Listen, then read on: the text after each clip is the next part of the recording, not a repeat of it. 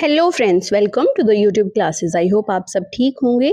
तो आज इस वीडियो में हम assessment and identification of needs paper की last unit assessment of family needs को कवर करने वाले हैं। तो इसमें हमारा सबसे पहला टॉपिक है significance of psycho social needs and it's assessment in family. तो मनोसामाजिक आवश्यकताओं का महत्व और परिवार में उनका मूल्यांकन की इसमें हम बात करते हैं। तो सबसे पहले इंट्रोडक्शन में हम देखते हैं कि फैमिली सोसाइटी की बेसिक यूनिट होती है। हर इंडिविजुअल का इमोशनल, सोशल और साइकोलॉजिकल डेवलपमेंट फैमिली से ही स्टार्ट होता है। तो जब फैमिली किसी चैलेंज का सामना करती है, जैसे कि disability, chronic illness, poverty, stress या फिर कोई सोशल प्रॉब्लम, तब साइको सोशल नीड्स का रोल और भी ज़्यादा इम्पोर्टेंट हो जाता है। इसीलिए फैमिली की साइको सोशल नीड्स को समझना और एक्सेस करना इफेक्टिव सपोर्ट और इंटरवेंशन के लिए काफ़ी इम्पोर्टेंट होता है, काफ़ी ज़रूरी होता है। इसके बाद हम बात करते हैं meaning of psycho social needs. मनोसामाजिक आवश्यकताओं का जो अर्थ होता है, इसका मतलब होता है साइकोलॉजिकल और जो सोशल नीड्स होती हैं उनका कॉम्बिनेशन, यानी वो ज़रूरतें जो माइंड से, इमोशन से और सोशल रिलेशनशिप से रिलेटेड होती हैं। तो साइको सोशल नीड्स में कुछ चीज़ें शामिल होती हैं, जैसे कि इमोशनल सिक्योरिटी और mental wellbeing, positive self esteem और कॉन्फिडेंस, सोशल एक्सेप्टेंस और हेल्दी रिलेशनशिप्स। इसके अलावा स्ट्रेस और क्राइसिस हैंडल करने की कोपिंग स्किल्स और फैमिली और कम्युनिटी का सपोर्ट सिस्टम। तो जिन फैमिलीज में पर्सन विद डिसेबिलिटीज होते हैं, वहाँ साइको सोशल नीड्स और भी ज़्यादा होती हैं, क्योंकि इमोशनल स्ट्रेस, सिग्मा और केयर गिविंग प्रेशर यहाँ पर बढ़ जाता है। नेक्स्ट हम देखते हैं significance of psycho social needs in family. परिवार में मनोसामाजिक आवश्यकताओं का क्या महत्व है। तो इसमें सबसे पहले हम बात करेंगे इमोशनल वेलबींग की। हम इसमें देखेंगे कि फैमिली के लिए जो साइको सोशल नीड्स हैं वो क्यों इतनी इंपॉर्टेंट है। तो इमोशनल वेलबींग में हम देखते हैं भावनात्मक कल्याण में की अगर बात करें, तो psycho social needs family members को हेल्प करती हैं एंजाइटी, फियर, गिल्ट, फ्रस्ट्रेशन और स्ट्रेस जैसे इमोशंस को मैनेज करने में। जब इमोशनल सपोर्ट मिलता है तो फैमिली मेंबर्स के बीच बॉन्डिंग स्ट्रांग होती है और फैमिली इमोशनली रेजिलेंट बन जाती है। इसके बाद हम देखते हैं कोपिंग एंड एडजस्टमेंट, जिसमें आता है समायोजन एवं सामना करने की क्षमता। तो डिसेबिलिटी डायग्नोसिस, फाइनेंशियल बर्डन या सोशल प्रेशर फैमिली के लिए मेजर लाइफ चेंज होता है। तो साइको सोशल नीड्स फुलफिल होने से फैमिली सिचुएशन को एक्सेप्ट करती है, पॉजिटिव एडजस्टमेंट करती है और प्रॉब्लम्स का हेल्दी सॉल्यूशन जो है वो ढूंढ पाती है। इसके बाद फैमिली रिलेशनशिप्स की अगर हम बात करें, इसमें पारिवारिक संबंध की बात करें, तो साइको सोशल सपोर्ट से फैमिली में कम्युनिकेशन इंप्रूव होता है, म्यूचुअल अंडरस्टैंडिंग जो एक दूसरे के बीच है वो बढ़ती है, कॉन्फ्लिक्ट्स और टेंशन जो एक दूसरे के बीच हो जाते हैं वो भी कम होते हैं। तो स्ट्रॉन्ग रिलेशनशिप जो होता है वो फैमिली को इमोशनली स्टेबल बनाते हैं। इसके बाद सोशल इंक्लूजन की बात करते हैं, तो psycho social support social stigma और आइसोलेशन को कम करता है। फैमिली मेंबर्स कम्युनिटी एक्टिविटी में कॉन्फिडेंट और एक्टिवली पार्टिसिपेट कर पाते हैं। इसके बाद लास्ट केयर गिविंग इफेक्टिवनेस की बात करते हैं। जब फैमिली इमोशनली और सोशली स्ट्रॉन्ग होती है तो वो डिसेबिलिटी वाले मेंबर को बेटर केयर दे पाती है, अच्छी एजुकेशन और रिहेबिलिटेशन जो है वो प्रोवाइड कर पाती है। अब needs and assessment of psycho social needs की अगर बात करते हैं, तो साइको सोशल असेसमेंट प्रोफेशनल को ये समझाने में हेल्प करता है कि फैमिली मेंबर्स की इमोशनल कंडीशन कैसी है, स्ट्रेस लेवल और कोपिंग स्ट्रेटजीज जो है वो हम कैसे यूज़ कर सकते हैं, फैमिली डायनामिक्स और रिलेशनशिप्स कैसे हैं, सोशल सपोर्ट अवेलेबिलिटी कैसी है, इसके अलावा कल्चरल बिलीफ और एटीट्यूड जो है वो फैमिली के क्या हैं। और अगर असेसमेंट सही से नहीं किया जाए तो इंटरवेंशन इनइफेक्टिव या इनअप्रोप्रिएट हो सकता है। अब methods of assessing psycho social needs में हम कौन कौन से मेथड्स का यूज़ कर सकते हैं, इसमें आता है interview, observation, questionnaire, home visit और केस हिस्ट्री। तो इंटरव्यू की अगर बात करें तो स्ट्रक्चर्ड और सेमी स्ट्रक्चर्ड इंटरव्यू के थ्रू फैमिली मेंबर्स के इमोशन, कंसर्न और एक्सपेक्टेशन जो हैं वो समझे जाते हैं। ऑब्जर्वेशन के थ्रू फैमिली इंटरेक्शन, फैमिली के जो इंटरेक्शंस हैं उनको ऑब्जर्व करके उनके कम्युनिकेशन पैटर्न, स्ट्रेस बिहेवियर और इमोशनल रिएक्शन का आइडिया मिल जाता है। क्वेश्चनायर्स और स्केल का यूज़ करने से, यानी कि स्टैंडर्डाइज्ड टूल से stress, anxiety, depression suggestion, family functioning और सोशल सपोर्ट जो है उसे एक्सेस किया जा सकता है। होम विजिट के थ्रू जो प्रोफेशनल है वो रियल लाइफ एनवायरनमेंट, रूटीन और प्रैक्टिकल प्रॉब्लम्स का पता लगा पाते हैं कि उनके घर का एनवायरनमेंट कैसा है, उनका रूटीन कैसा है। इसके बाद केस हिस्ट्री के थ्रू फैमिली, सोशल और मेडिकल जो हिस्ट्री है वो कलेक्ट की जाती है इसमें, और यहाँ से जो होलिस्टिक असेसमेंट है वो की जाती है, यानी कि जो संपूर्ण जो असेसमेंट है वो किया जाता है। उसके बाद significance of psycho social assessment in family, तो इसमें जो परिवार में मनोसामाजिक मूल्यांकन का महत्व है वो क्या है, तो साइको सोशल असेसमेंट जो है वो हिडन इमोशनल प्रॉब्लम्स को आइडेंटिफाई करता है, उनका पता लगाता है, काउंसलिंग और फैमिली सपोर्ट सर्विस प्लान करने में हेल्प करता है, और इंडिविजुअलाइज्ड फैमिली इंटरवेंशन प्रोग्राम बनाने में भी हेल्प करता है। इसके अलावा फैमिली कोपिंग और रेजिलियंस स्ट्रॉन्ग करता है, मेंटल हेल्थ और ओवरऑल वेलबींग जो है वो भी इससे काफ़ी इम्प्रूव होती है। अब इसमें जो प्रोफेशनल्स का रोल है, जो पेशावरों की भूमिका है वो क्या होती है, तो special educator, social worker, psychologist और जो काउंसलर होते हैं वो एथिकल और कॉन्फिडेंशियल असेसमेंट को इंश्योर करते हैं, कल्चरल सेंसिटिविटी का ध्यान रखते हैं और फैमिली को एक्टिव पार्टनर बनाकर अपने साथ इन्वॉल्व करने में हेल्प करते हैं। लास्ट अगर कंक्लूजन की बात करें तो हम इसमें लिख सकते हैं कि psycho social needs family wellbeing का कोर कंपोनेंट होती हैं। इनका असेसमेंट प्रोफेशनल्स को फैमिली की इमोशनल और सोशल चैलेंजेस को समझने में हेल्प करते हैं।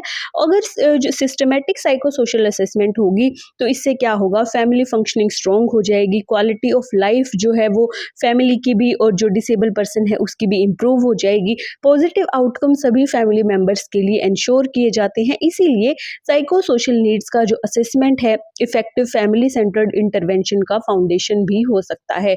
इसके बाद हम बात करते हैं नेक्स्ट टॉपिक की, assessment of parental needs and its implication in planning IFSP. तो यहाँ पर आईएफएसपी का मतलब है इंडिविजुअलाइज्ड फैमिली सर्विस प्लान। तो ये एक प्लान है जो कि फैमिली के लिए प्लान किया जाता है। तो सबसे पहले इसमें इंट्रोडक्शन की बात करते हैं। तो पेरेंट्स बच्चे के ग्रोथ और डेवलपमेंट में काफ़ी इंपॉर्टेंट रोल प्ले करते हैं, स्पेशली जब बच्चा डेवलपमेंटल डिले या डिसेबिलिटी के साथ होता है। तो पेरेंट्स के बिलीफ, एक्सपेक्टेशन, इमोशनल कंडीशन और support capacity directly early intervention की सक्सेस को अफेक्ट करता है। तो इसीलिए पेरेंटल नीड्स का जो असेसमेंट होता है फैमिली सेंटर्ड अप्रोच का एक कोर कंपोनेंट है, और ये इफेक्टिव आईएसपी जो आईएफएसपी प्लानिंग का है वो फाउंडेशन बनाता है। इसमें अगर पेरेंटल नीड्स के मीनिंग की अगर बात करते हैं तो इसका मतलब होता है पेरेंट्स की वो इमोशनल, इंफॉर्मेशनल, प्रैक्टिकल, सोशल और सपोर्ट रिलेटेड नीड्स जो बच्चे की केयर और डेवलपमेंट के लिए काफ़ी ज़रूरी होती हैं। ये नीड्स डिपेंड करती हैं कि बच्चे की कंडीशन कैसी है, फैमिली स्ट्रक्चर कैसा है, सोशो इकोनॉमिक बैकग्राउंड फैमिली का कैसा है, और जो रिसोर्सेज कैसे वहाँ पर अवेलेबल हैं। कुछ कॉमन पेरेंटल नीड्स की अगर यहाँ पर हम बात करते हैं तो जनरली पेरेंट्स को चाइल्ड की कंडीशन और डेवलपमेंट को समझने की ज़रूरत होती है। इसके अलावा इमोशनल सपोर्ट और स्ट्रेस मैनेजमेंट, केयर गिविंग और स्टिमुलेशन टेक्निक की ट्रेनिंग की, और सर्विस और रिसोर्सेज तक एक्सेस की, और डिसीजन मेकिंग और एडवोकेसी के लिए गाइडेंस की, इन सब की जो ज़रूरत होती है वो पेरेंट्स को होती है। अब हम देखते हैं कि need of assessment for parental needs.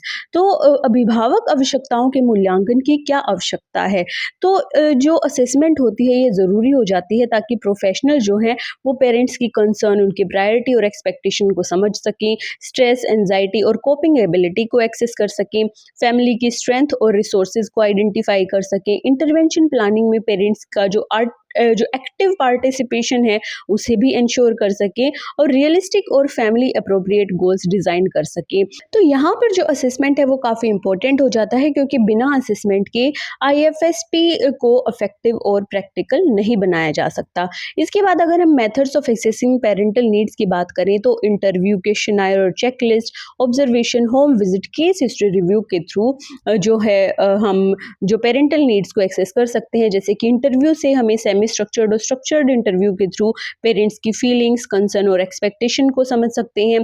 Questionnaire के थ्रू जो पेरेंट्स का स्ट्रेस है, सपोर्ट नीड्स हैं, इन सब को एक्सेस किया जा सकता है। ऑब्जर्वेशन के थ्रू पेरेंट और जो चिल्ड्रन का जो इंटरेक्शन है उसे हम ऑब्जर्व कर सकते हैं। इससे जो केयर गिविंग स्किल और कम्युनिकेशन पैटर्न का आइडिया मिल सकता है। होम विजिट के थ्रू जो घर का एनवायरनमेंट है, फैमिली का रूटीन है और रियल लाइफ चैलेंजेस जो पेरेंट्स और बच्चे के बीच आ रहे हैं उन्हें भी समझ सकते हैं। केस हिस्ट्री रिव्यू करके मेडिकल, डेवलपमेंटल और फैमिली हिस्ट्री का जो रिव्यू है वो मिल जाता है, जिससे कि होलिस्टिक असेसमेंट करने में काफ़ी हेल्प मिलती है। इसके बाद implication of parental needs assessment in planning IFSP। तो इसमें हम बात करते हैं सबसे पहले फैमिली सेंटर्ड गोल सेटिंग की। तो जब हम असेसमेंट करते हैं तो इससे हमें जो फैमिली की प्रायोरिटीज़ हैं वो पता चलती हैं, जिससे जो IFSP के गोल्स हैं बच्चे और फैमिली दोनों को ध्यान में रखकर वो सेट किए जाते हैं। Selection of appropriate service.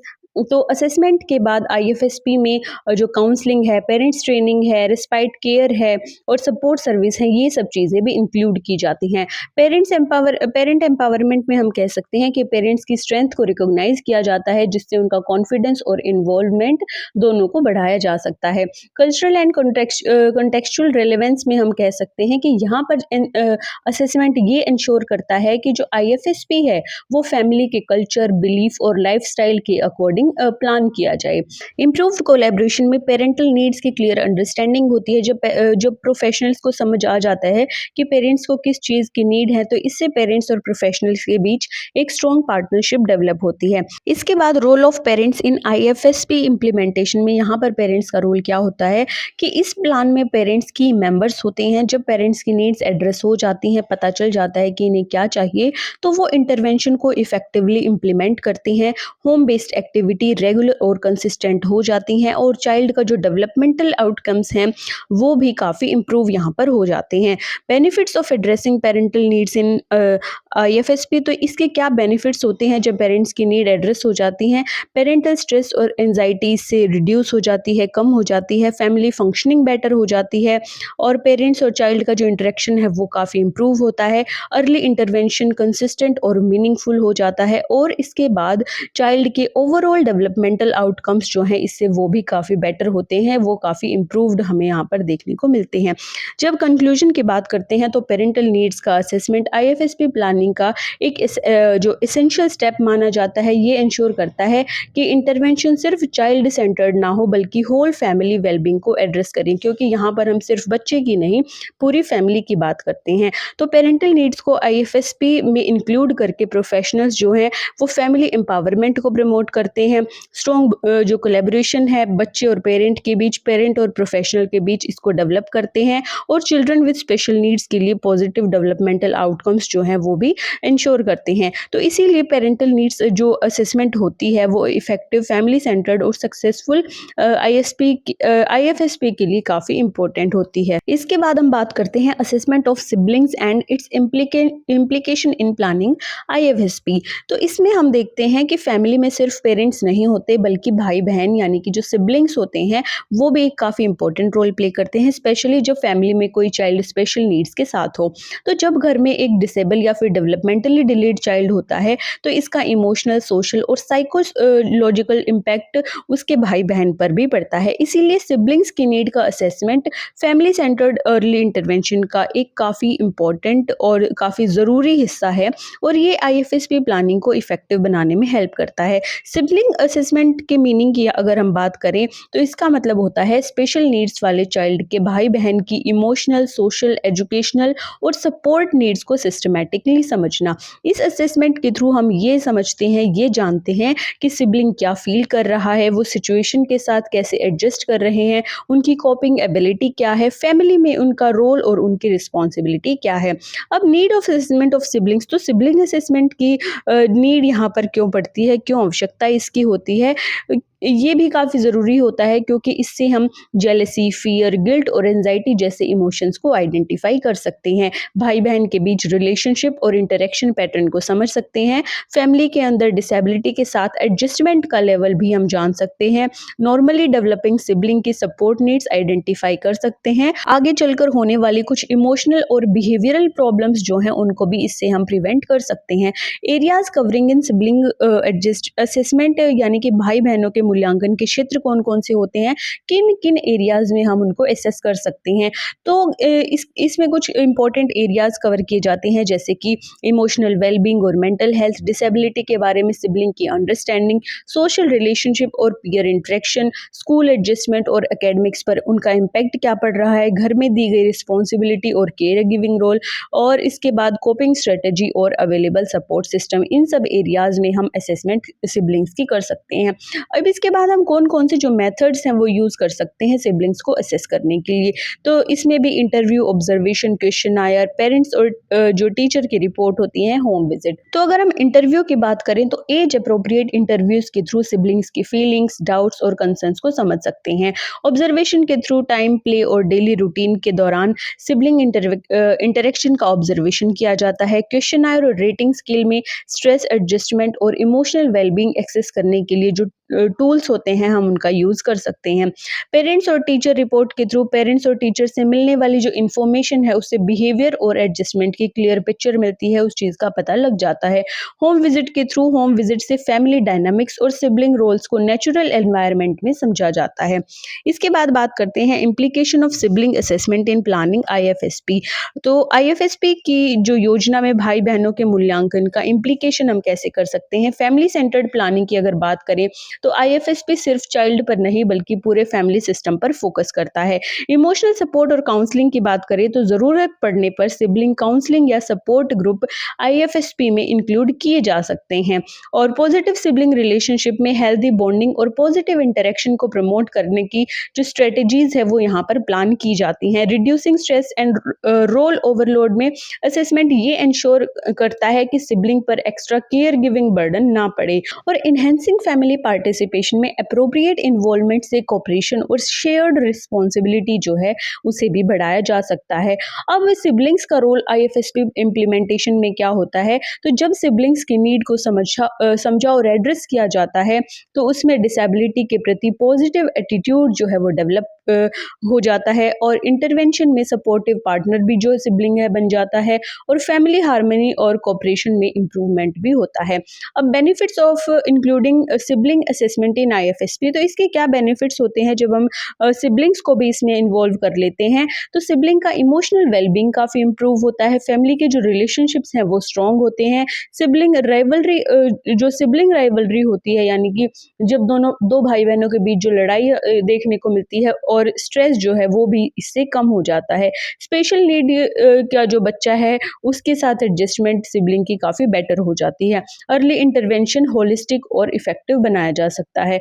अब इसमें कंक्लूजन की बात करते हैं तो sibling assessment family centred intervention का एक काफ़ी इंपॉर्टेंट पार्ट है, लेकिन हम ये देखते हैं कि अक्सर इस चीज़ को इग्नोर भी किया जा सकता है। ये काफ़ी इग्नोर किया जाने वाला एस्पेक्ट है, हम ये कह सकते हैं। तो जब हम सिबलिंग के जो इमोशंस होते हैं, उनकी नीड्स और एक्सपीरियंस को समझते हैं, तो हम एक ऐसा आईएफएसपी डिज़ाइन कर पाते हैं जो पूरे फैमिली सिस्टम को सपोर्ट करे। इससे फैमिली जो फंक्शनिंग है वो बैलेंस होती है, इमोशनल वेलबींग भी बढ़ती है, और स्पेशल नीड्स चाइल्ड के डेवलपमेंट में पॉजिटिव आउटकम देखने को यहाँ पर मिलते हैं। इसके बाद हम बात करते हैं assessment of extended families needs and its implication in planning IFSP. तो यहाँ पर जो विस्तारित परिवार है, जो एक्सटेंडेड फैमिली है, उनकी आवश्यकताओं, मूल्यांकन एवं आईएफएसपी योजना में इसके निहितार्थ की अगर बात करते हैं, सबसे पहले इंट्रोडक्शन में देखते हैं कि इंडियन कंटेक्स्ट में फैमिली सिर्फ पेरेंट्स तक लिमिटेड नहीं होती है। एक्सटेंडेड फैमिली जैसे कि दादा दादी, नाना नानी, चाचा चाची, मामा मामी और अदर रिलेटिव्स चाइल्ड रियरिंग और डिसीजन मेकिंग में काफ़ी इंपॉर्टेंट रोल प्ले करती हैं। तो जब फैमिली में कोई चाइल्ड डेवलपमेंटल डिले या डिसेबिलिटी के साथ होता है, तब एक्सटेंडेड फैमिली का सपोर्ट और भी ज़्यादा इंपॉर्टेंट हो जाता है। इसीलिए एक्सटेंडेड फैमिली की नीड्स का assessment, family centred early intervention और इफेक्टिव आईएफएसपी प्लानिंग के लिए काफ़ी ज़रूरी होता है। यहाँ पर अगर हम मीनिंग ऑफ एक्सटेंडेड फैमिली की नीड्स की बात करते हैं, तो एक्सटेंडेड फैमिली नीड्स का मतलब होता है उन रिलेटिव्स की इमोशनल, इंफॉर्मेशनल, सोशल, प्रैक्टिकल और सपोर्ट रिलेटेड नीड्स जो चाइल्ड के केयर और फैमिली फंक्शनिंग में इन्वॉल्व होते हैं। कई बार नीड्स का रीज़न ये होता है कि डिसेबिलिटी के बारे में लैक ऑफ अवेयरनेस होती है, इमोशनल स्ट्रेस या फिर कंफ्यूजन हो सकता है। कल्चरल बिलीफ्स भी यहाँ पर आ सकते हैं और केयर गिविंग रिस्पॉन्सिबिलिटीज़ भी हो सकती हैं। इसके बाद अगर needs of assessment in extended family needs की बात करते हैं, तो एक्सटेंडेड फैमिली नीड्स का असेसमेंट ज़रूरी होता है ताकि हम डिसेबिलिटी के बारे में एटीट्यूड्स और बिलीफ्स को समझ सकें, इमोशनल स्ट्रेस, एंजाइटी या गलत धारणाओं को भी आइडेंटिफाई कर सकें, केयर गिविंग में उनकी एक्चुअल इन्वॉल्वमेंट क्या है ये जान सकें, एक्सटेंडेड फैमिली की स्ट्रेंथ और रिसोर्सेज को पहचान सकें। इसके अलावा फैमिली के बीच के कॉन्फ्लिक्ट्स कम करके हार्मनी को भी यहाँ पर हम प्रमोट कर सकते हैं। अब areas covered in extended family assessment, कौन कौन से एरियाज यहाँ पर कवर किए जाते हैं, तो चाइल्ड की कंडीशन के बारे में अवेयरनेस और अंडरस्टैंडिंग, इमोशनल रिएक्शन और चाइल्ड की एक्सेप्टेंस, इसके अलावा फैमिली मेंबर्स के रोल, एक्सपेक्टेशंस और रिस्पॉन्सिबिलिटी, सोशल सपोर्ट और केयर गिविंग असिस्टेंस, इसके अलावा कल्चरल बिलीफ, ट्रेडिशन और प्रैक्टिस, कम्युनिकेशन पैटर्न और फैमिली डायनामिक्स, इन सभी एरियाज को एक्सटेंडेड फैमिली असेसमेंट में कवर किया जा सकता है। अब इसके बाद हम देखते हैं कि कौन से जो मेथड्स हैं हम उनको यूज कर सकते हैं। सेम इसमें भी interview, observation, family meetings, case history review, home visit, इनके थ्रू जो है हम एसेस कर सकते हैं, असेसमेंट कर सकते हैं। तो इंटरव्यू में इंडिविजुअल या फिर ग्रुप इंटरव्यू के थ्रू रिलेटिव्स के कंसर्न, एक्सपेक्टेशन और सपोर्ट देने वाली विलिंगनेस जो है वो समझी जाती है। ऑब्जर्वेशन के थ्रू फैमिली गैदरिंग्स के दौरान इंटरेक्शंस को ऑब्जर्व करके रिलेशनशिप और सपोर्ट पैटर्न का आइडिया मिलता है कि इनकी फैमिली के जो रिलेशनशिप्स हैं वो कैसे हैं और एक्सटेंडेड फैमिली इनको कैसे सपोर्ट कर रही है। फिर फैमिली मीटिंग्स की अगर बात करें तो स्ट्रक्चर्ड फैमिली मीटिंग से शेयर्ड गोल, कॉन्फ्लिक्ट और सपोर्ट सिस्टम जो है वो आइडेंटिफाई किए जाते हैं। केस हिस्ट्री रिव्यू से फैमिली हिस्ट्री देखकर ट्रेडिशनल रोल, बिलीफ और पहले की कोपिंग स्ट्रेटेजीज को समझने में हेल्प मिलती है। होम विजिट के थ्रू जो फैमिली का एनवायरनमेंट है, रियल लाइफ फैमिली फंक्शनिंग है और वहाँ पर कौन सा सपोर्ट अवेलेबल है, इन सब की जो असेसमेंट है वो की जाती है। इसके बाद implications of extended family needs assessment की बात करते हैं, तो एक्सटेंडेड फैमिली असेसमेंट का आईएफएसपी प्लानिंग में काफ़ी इंपॉर्टेंट रोल होता है। तो सबसे पहले family centred and inclusive planning में हम देखते हैं कि आईएफएसपी में उन एक्सटेंडेड फैमिली मेंबर्स को इंक्लूड किया जाता है जो केयर गिविंग में एक्टिव होते हैं। स्ट्रेंथिंग सपोर्ट सिस्टम में एक्सटेंडेड फैमिली के इमोशनल, केयर गिविंग और फाइनेंशियल रिसोर्सेज का प्रॉपर यूज किया जाता है। रिड्यूसिंग मिसअंडरस्टैंडिंग एंड स्टिग्मा में डिसेबिलिटी से जुड़ी जो मिथ्स होती हैं, जो नेगेटिव बिलीफ होती हैं, उनको एड्रेस किया जाता है और इनको दूर करने की कोशिश की जाती है। शेयर्ड रिस्पॉन्सिबिलिटी में क्लियर रोल डिफाइन होने से केयर गिवर जो होता है वो जो केयर गिवर का ओवरलोड है वो कम हो जाता है और रिस्पॉन्सिबिलिटी इवनली शेयर होती हैं। इसमें जो हर पेरेंट्स की जो रिस्पॉन्सिबिलिटी हैं वो बट जाती हैं। कल्चरल सेंसिटिविटी में आईएफएसपी फैमिली की कल्चर, ट्रेडिशन और वैल्यूज के अकॉर्डिंग प्लान किया जाता है। इससे उनकी कल्चरल सेंसिटिविटी है, उनके बिलीफ्स हैं, उनको प्रोटेक्ट किया जाता है। अब इसके बाद देखते हैं role of extended family in IFSP implementation. तो एक्सटेंडेड फैमिली का यहाँ पर क्या रोल हो जाता है, जब एक्सटेंडेड फैमिली की नीड्स एड्रेस की जाती हैं, उनकी जो नीड्स है वो एड्रेस हो जाती है, तो वो घर पर कंसिस्टेंट सपोर्ट प्रोवाइड करते हैं और इंटरवेंशन स्ट्रेटजीज को भी रेनफोर्स करने में हेल्प करते हैं। इसके अलावा फैमिली के अंदर कोऑपरेशन और स्टेबिलिटी जो है वो इम्प्रूव हो जाती है। अब benefits of including extended family assessment in IFSP में क्या बेनिफिट्स हैं इसके, तो जब हम इनको असेसमेंट में इंक्लूड करते हैं तो इससे क्या होता है, फैमिली कोहेंशन और सपोर्ट जो है वो स्ट्रॉन्ग होता है। डिसेबिलिटी वाले बच्चे की जो एक्सेप्टेंस है वो बेटर होती है, फैमिली उस बच्चे को एक्सेप्ट करने लगती है।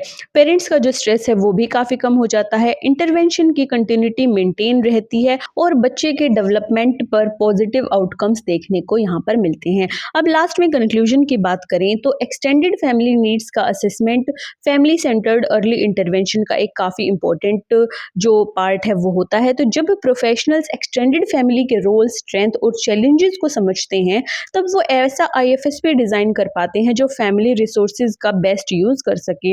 इससे कोऑपरेशन बढ़ता है, कल्चरल सेंसिटिविटी मेंटेन होती है और चाइल्ड और पूरी फैमिली के लिए होलिस्टिक सपोर्ट जो है वो भी इंश्योर किया जा सकता है। इसके बाद हम बात करते हैं इस यूनिट के लास्ट टॉपिक की, assessment of family and community resource for inclusion and strengthening of family, documentation, recording and reporting. तो सबसे पहले जब हम इंट्रोडक्शन की बात करते हैं तो फैमिली सेंटर्ड और कम्युनिटी बेस्ड रिहेबिलिटेशन में रिसोर्सेज का असेसमेंट बहुत ही इंपॉर्टेंट होता है। जब हम फैमिली की स्ट्रेंथ और कम्युनिटी के अवेलेबल रिसोर्सेज को सही तरीके से आइडेंटिफाई करते हैं और यूज करते हैं, तो जो डिसेबल बच्चे होते हैं और उनके परिवार का जो इंक्लूजन है और क्वालिटी ऑफ लाइफ होती है, ये सभी चीज़ें काफ़ी इम्प्रूव हो जाती हैं। तो सिर्फ असेसमेंट ही नहीं बल्कि proper documentation, proper record maintenance और रिपोर्टिंग, इंटरवेंशन प्लानिंग, इम्प्लीमेंटेशन और मॉनिटरिंग में भी बहुत मदद करती है, काफ़ी हेल्प करती है। यहाँ पर बात करते हैं meaning of family and community resources की। तो फैमिली और कम्युनिटी रिसोर्सेज का मतलब ये होता है कि फैमिली और कम्युनिटी के अंदर available support, service, facility, strength और नेटवर्क जो चाइल्ड विद डिसेबिलिटी और फैमिली को बेटर फंक्शनिंग करने में हेल्प करते हैं। फैमिली रिसोर्स में आ जाते हैं फैमिली मेंबर्स का emotional support, care giving skills, financial resources, इसके अलावा पेरेंट्स की स्ट्रेंथ और उनकी कोपिंग एबिलिटीज़। कम्युनिटी रिसोर्सेज जैसे कि स्कूल और इंक्लूसिव एजुकेशन फैसिलिटी, हेल्थ और rehabilitation service, vocational training centre, NGO और कुछ सेल्फ हेल्प ग्रुप्स यहाँ पर आ जाते हैं। इसके अलावा गवर्नमेंट स्कीम्स और वेलफेयर सर्विस भी कम्युनिटी रिसोर्सेज का ही पार्ट होती है। इसके बाद हम बात करते हैं need of assessment of family and community resources. तो रिसोर्सेज का असेसमेंट इसलिए ज़रूरी होता है ताकि हम डिसेबल पर्सन का सोसाइटी में इंक्लूजन प्रमोट कर सकें, फैमिली फंक्शनिंग और कोपिंग एबिलिटीज़ को स्ट्रॉन्ग बना सकें, अननेसेसरी डिपेंडेंसी को अवॉइड करके एग्जिस्टिंग रिसोर्सेज का यूज़ कर सकें, सर्विस में गैप्स को आइडेंटिफाई कर सकें, इसके बाद रियलिस्टिक और इफेक्टिव इंटरवेंशन प्रोग्राम्स को भी प्लान कर सकें। अब किन किन एरियाज़ में हम ये असेसमेंट कर सकते हैं, सबसे पहले आ जाते हैं फैमिली रिसोर्सेज। तो फैमिली असेसमेंट में हम देखते हैं फैमिली स्ट्रक्चर्ड और support system, financial stability, care givers की स्किल और उनकी एबिलिटीज़, इसके अलावा डिसेबिलिटी के प्रति फैमिली का जो एटीट्यूड है वो कैसा है, डिसीजन मेकिंग पैटर्न्स फैमिली के कैसे हैं। और कम्युनिटी रिसोर्सेज की अगर बात करें तो कम्युनिटी असेसमेंट में जो चीज़ें कवर होती हैं वो होता है स्कूल, हॉस्पिटल और थेरेपी सेंटर्स की अवेलेबिलिटी, पब्लिक सर्विस की एक्सेसिबिलिटी, इसके अलावा कम्युनिटी का एटीट्यूड और एक्सेप्टेंस, वोकेशनल ट्रेनिंग और एम्प्लॉयमेंट अपॉर्चुनिटीज़, साथ ही सपोर्ट ग्रुप और लोकल ऑर्गेनाइजेशंस। इसके बाद मेथड्स ऑफ असेसमेंट, तो यहाँ पर भी interview, home visit, community service और कम्युनिटी सर्वे और mapping, observation, review of records, ये सब जो मेथड्स होते हैं वो हम यहाँ पर यूज़ कर सकते हैं। इसके बाद बात करते हैं role of assessment in inclusion and family strengthening. तो इंक्लूजन एंड फैमिली स्ट्रेंथनिंग में असेसमेंट का क्या रोल होता है, सबसे पहले आ जाता है प्रमोटिंग इंक्लूजन, ये समावेशन को बढ़ाता है, समावेशन को बढ़ावा देता है। असेसमेंट से हमें इंक्लूसिव स्कूल, रिक्रिएशनल फैसिलिटीज़ और वोकेशनल ऑप्शंस आइडेंटिफाई करने में हेल्प मिलती है, जिससे person with disabilities main stream society का हिस्सा बन पाते हैं। स्ट्रेंथनिंग द फैमिली में यानी कि परिवार को सशक्त बनाना, फैमिली स्ट्रेंथ और कम्युनिटी सपोर्ट का यूज़ करके स्ट्रेस को कम किया जा सकता है, कॉन्फिडेंस इंप्रूव बढ़ाया जा सकता है और फैमिली को एम्पावर किया जा सकता है। कम्युनिटी पार्टिसिपेशन की बात करें तो असेसमेंट कम्युनिटी बेस्ड सर्विस को एनकरेज करता है और इंस्टीट्यूशनल केयर पर डिपेंडेंसी जो है वो कम हो जाती है।